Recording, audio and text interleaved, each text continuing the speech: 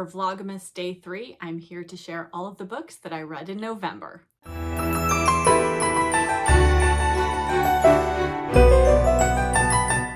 Hello book friends, I'm Jen and welcome to my Vlogmas reading life and welcome to another monthly wrap-up video. Today I'm going to wrap up all of the books that I read in November. Let us get started. I have a number of books to get through and grab yourself a warm beverage and we'll get going. November was another good reading month for me. I read 11 books in November. I did participate once again in Nonfiction November, and this is going to be the last official year of Nonfiction November, hosted by a book Olive. She is retiring Nonfiction November after this year. Though I'm definitely going to make it a priority to continue to read nonfiction books in November. I just enjoy reading them at this time of year, and it's really a good way for me to get in a number of nonfiction books. I read 5 nonfiction books in November, which is much more than I read in most months, and I will share all about them momentarily. And I'm going to do this the same way I've been doing it the past few months, which is to start with the books I liked the least and work my way up to my favorite books of the month. So the first book that I read in November, and actually this was a carryover from October, and it was a buddy read with my friends from my Gilded Age buddy group, and we read The Turn of the Screw by Henry James. We decided to read this to compare it to The Ghost Stories of Edith Wharton, which we read in October. And I've read The Turn of the Screw before, but though it's been many, many years. And I remembered liking it, but not loving it. If you don't know the story of The Turn of the Screw, we follow a governess and she is unnamed and she takes a job. A man hires her to take care of his wards or be governess for his wards. And they live out in his country house and he lives in London, and he basically says to her, "Don't bother me with anything, deal with any problems that come up yourself. I don't want to hear from you. Go be a governess, take care of these children, never to be seen or heard from again."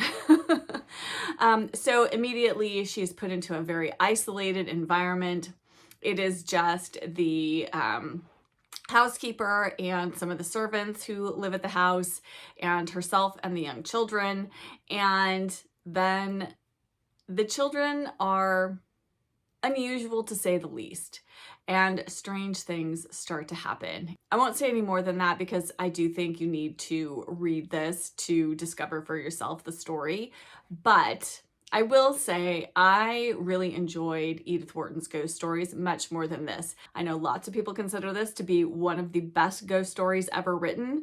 I think A Christmas Carol by Charles Dickens is leaps and bounds better than this one, but I have read it again and it was fun to discuss it and compare it to Edith Wharton. So there you have it.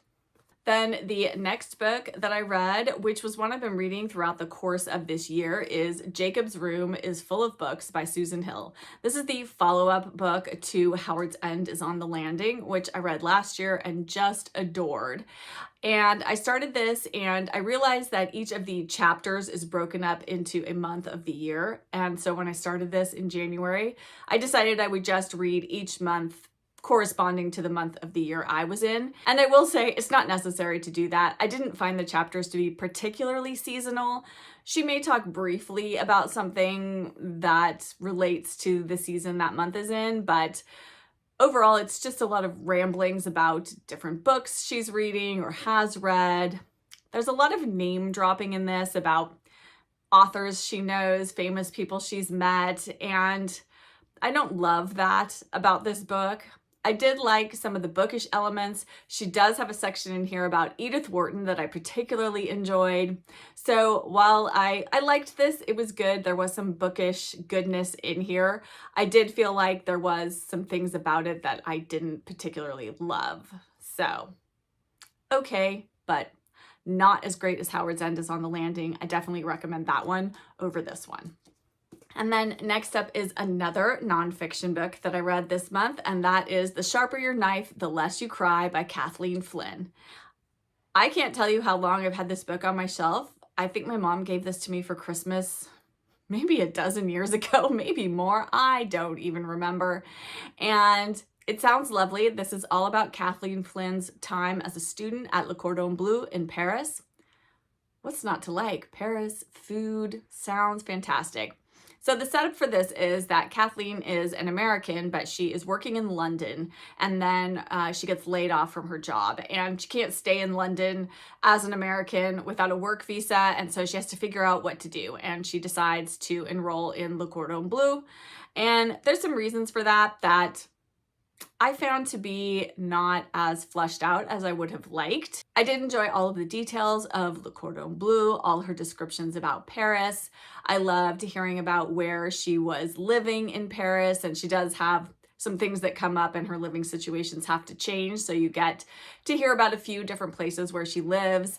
And yes, that piece of it was lovely. But there were some things surrounding that, like her rationale for being there, what exactly she was doing. Part of me felt like she was only at Le Cordon Bleu so that she could write a story. And so to do this because you are just trying to write about it rather than actually sort of live that experience, and because you want to learn to cook from this famous school, I don't know, that left me a little bit flat. So I will say that that's the piece of it that I didn't love, but there are some really lovely, lovely descriptions in here, both of food and of Paris.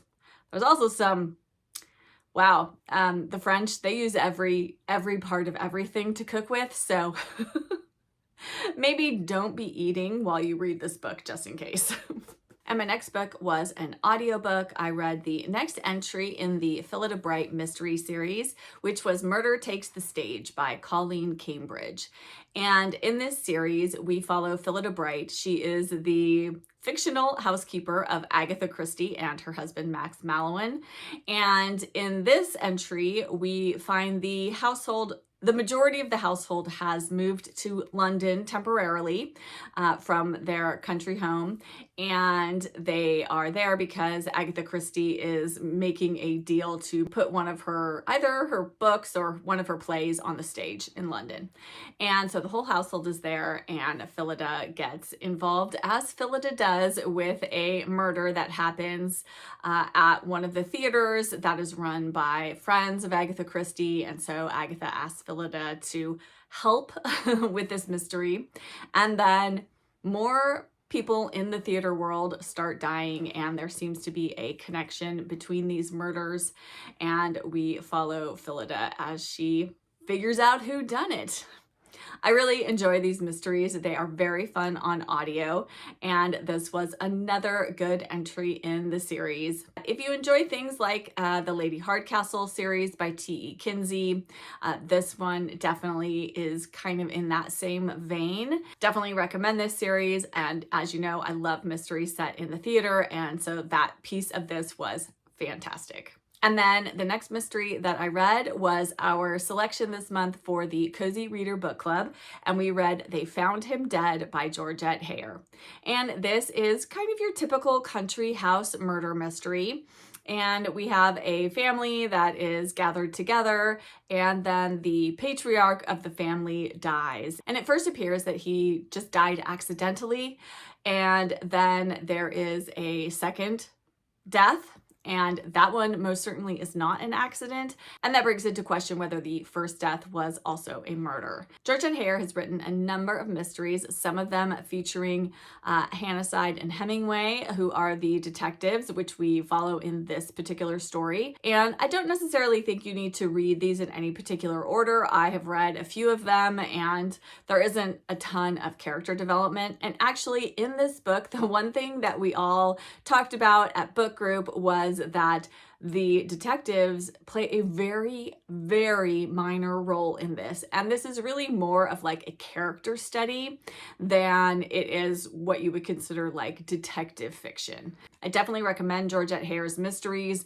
This isn't necessarily the favorite of hers that I've read. And actually, if you're looking for a good holiday mystery, Envious Casca, which also goes by another name, I'll put it here on the screen, and that is a really good holiday mystery, so I definitely recommend that one. But this one was good. And if you're interested at all in joining the Cozy Reader Book Club, all the details for that are in the description box below. And then my next read was another nonfiction pick and another audiobook as well, and that was Be Ready When the Luck Happens by Ina Garten. This is the memoir of the Barefoot Contessa. And I've always enjoyed the Barefoot Contessa. I'm not a super fan like I know some people are, but I very much enjoy her. I have a couple of her cookbooks, which I really enjoy cooking out of. I find her very down to earth. And this memoir, it was just really lovely to learn about her life.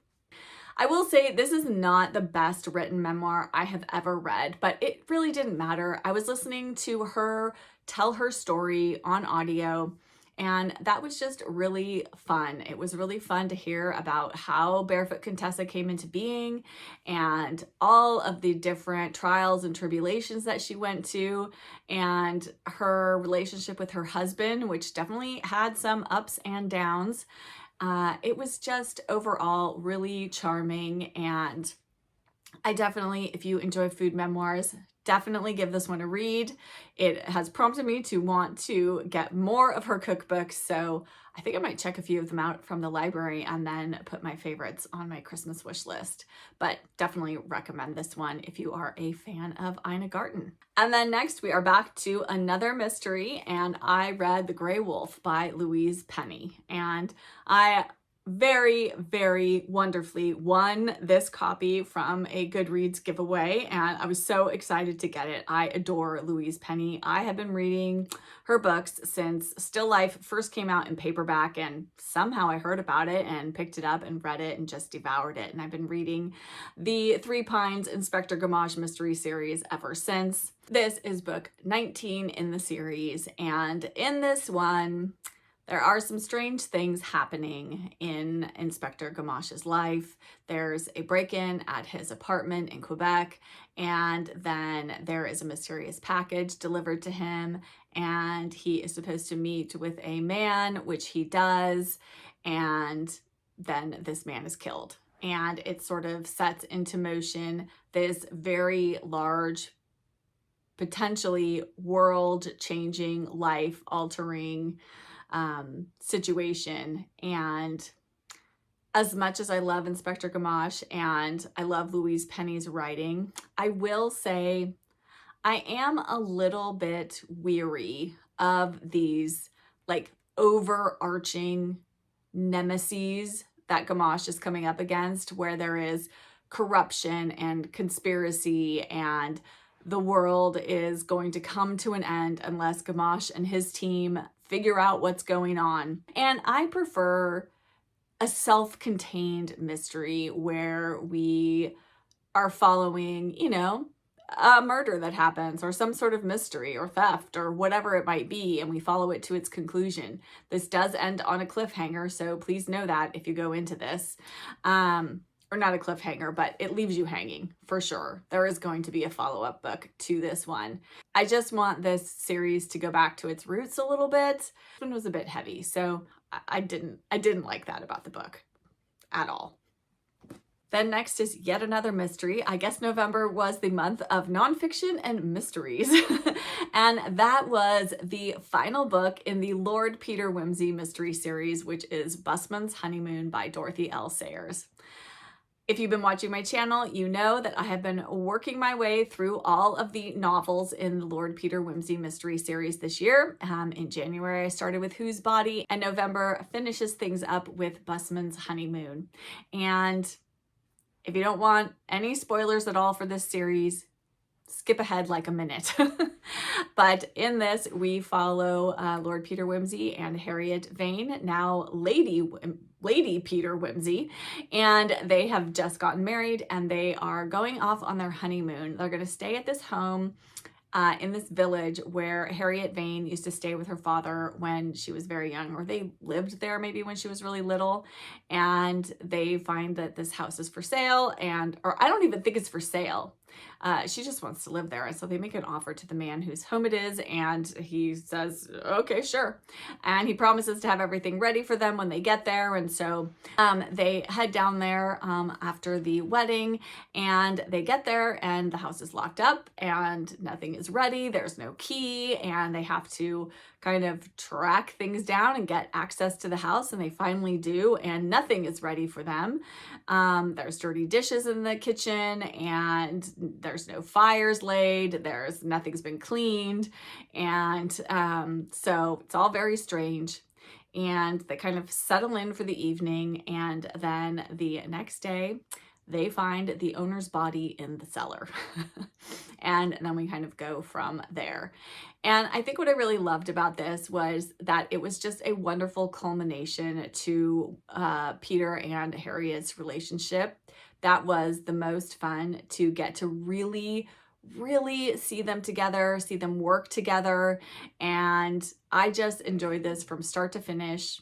I'm going to be doing a wrap up very, very soon of all the Lord Peter Whimsy books and ranking them in terms of my least favorite to my most favorite. So that's coming very soon, but this was another top entry in the series for sure. And then next we are back to another nonfiction book, and that is Letter from New York by Helene Hanff. And this collection has been recently republished by Manderley Press. I just love their editions of their books. I am collecting them because they are so lovely, and they come with a matching bookmark, which is just delightful. And this is actually a series of little radio entries that Helene did for the BBC. And the series ran from 1978 to 1984. And it's just Helene's little notes, reflections, thoughts about life in New York, about where she lives, about the people in her building and her friends. And there's lots about the dogs in her neighborhood, which is particularly lovely. And it's just full of Helene Hanff charm. So if you've enjoyed 84 Charing Cross Road and other books by Helene Hanff, I highly recommend picking this one up. It was such a delight to read through, and I just love Helene Hanff, and I can't get enough of her, and this was fantastic. And then my next book was another nonfiction and another audiobook, and that is The Small and the Mighty, 12 Unsung Americans Who Changed the Course of History from the Founding to the Civil Rights Movement by Sharon McMahon. If you don't know Sharon McMahon, she is America's government teacher, and she has a huge following on Instagram, but she wrote this book, and she's been doing a huge book tour right now, and this was so fantastic. We learn all about these sort of unsung Americans who, with very little or no resources at their disposal, they made significant changes to their communities, to American life, politics, laws as a whole. And she just really brings to light how it doesn't matter how small you are, how insignificant you think you might be in terms of doing something for the greater good, you can make an impact. And I love these stories. They brought me to tears. I couldn't stop listening. It was so engaging. She's an incredibly wonderful writer. She tells stories in an amazing way, and listening to her read her book on audio, so good. I cannot recommend this enough. If you are an American, I really think you should read this book. It's just wonderful. And then my final read for November, which was a reread, my very favorite classic of all time, and that is Jane Eyre by Charlotte Bronte. And I buddy read this with a group of friends, and we've all read this before, but it was so delightful to read it again with them, to discuss it, to talk through all the nuances of this novel. And I just love Jane. She is the most wonderful character. I love her moral center. I love how, while she grows as a person over her lifetime, she never loses a sense of who she is and what she feels right and wrong is, and the moral line that she's going to take. But she isn't so rigid about it that she doesn't lose sight of having empathy and compassion for other people, and for the ability to grow and change and find sort of nuance within that. I just absolutely love this. So I think everybody knows the story of Jane Eyre, but if you don't, Jane is an orphan, and she is left in the care of her aunt and uncle, her uncle dies, and her aunt is very unkind to her, ends up sending her away to a horrible school, but the school ends up being better than you could have anticipated. And then she grows up and she becomes a governess, and she goes to work for Mr. Rochester and at Thornfield Hall and taking care of his ward. And we follow what happens to Jane, to Mr. Rochester, and the story goes from there. And this is wonderfully gothic. It is perfect to read in the fall. This is a wonderful transitional book from kind of like, if you've read spooky things in October, I think November is a wonderful time to pick up this novel. I can't say enough good things about it. I adore it. Fantastic. Such a good book. And that is it for my November reads. I'd love to hear from you. What did you read in November? Did you have anything that was just a lovely read? Did you participate in Nonfiction November? Were there any good nonfiction books that you read that you could recommend? I'm always looking for good nonfiction books. As always, thank you so much for watching this video. If you enjoyed it, if you could hit that like button, that would be fantastic. And if you aren't subscribed and you'd like to see more bookish content from me, then please hit that subscribe button as well. And I'll be back with another Vlogmas video very soon. Bye.